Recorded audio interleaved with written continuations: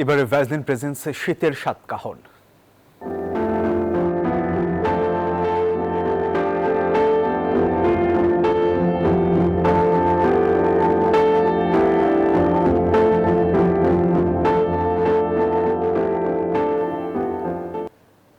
অতিথি পাখির কলকাকলিতে মুখরিত রাজবাড়ির শিবরামপুর গ্রামের করবাড়ির বাগান। এটি তাদের নিরাপদ আবাসে পরিণত হয়েছে। আর এই বাগানটিকে পাখির অভয়ারণ্য হিসেবে ঘোষণা করেছে বন বিভাগ।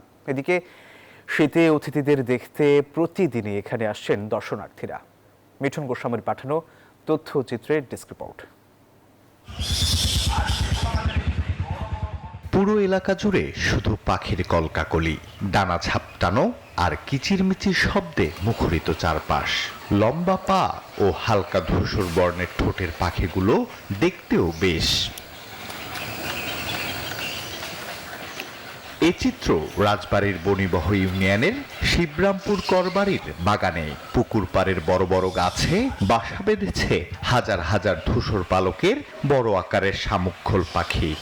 Enjoy শীতের দিন, healthy happy skin, just Vaseline. গত বছরের মতো এবারও উষ্ণতা ও খাদ্যের খোঁজে এসেছে এসব অতিথি পাখি। তাদের আগমন শুরু প্রায় 7-8 মাস আগে। এবার সংখ্যাও বেড়েছে।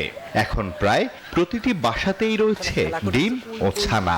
দিনের বেলা এরা আশেপাশের বিল, পুকুর ও জলাশয়ে শামুক শিকার করে, আর বিকেলে ফিরে আসে বাসায়। এইবার হাজার হাজার পাখি আসছে, আর এইবারই প্রথম এই মা পাখি বাচ্চা উঠাইলো। পাখি বাচ্চা তুলতেছে, ডিম পাড়তেছে, বা সকালে চলে যায় বিকালে আসে। খুবই ভালো লাগে আমাদের। পাখি আবার ঠিক চলে আসছে। এখন দূর দূরান্তের লোক প্রতিদিনই নিয়ত ভিড় করছে। এসব পাখি দেখতে প্রতিনিয়ত করবাড়ির বাগানে আসে বিভিন্ন বয়সের মানুষ। সুন্দর পাখি কিচিরমিচি, তারপর মনে করে সন্ধ্যার সময় আরো অনেক সুন্দর লাগে। বড় বড় 4-5 কেজি করে ওজন, কিচিরমিচি করতেছে, মেলা ভালো লাগতেছে। বন্ধু বান্ধব মিলে আমরা মাঝে মাঝেই আসি। রাতে কিছু ছেলে পেলে টর্চ লাইট দিয়ে পাখি বা পাখির ডিম এগুলো নিয়ে যাচ্ছে। পাখি রক্ষায় প্রশাসন বা বন বিভাগ এদেরকে এগিয়ে আসা দরকার। বাগানটি পাখির অভয়ারণ্য হিসেবে ঘোষণা করা হয়েছে বলে জানান জেলা প্রশাসক।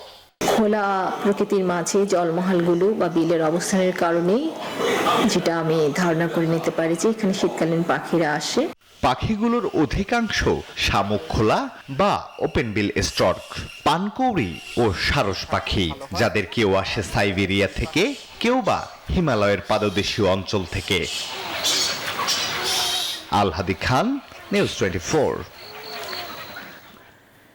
দর্শক, এই শীতে নরম ও কোমল স্কিনের জন্য ব্যবহার করুন ভ্যাসলিন ডিপ রিস্টোর।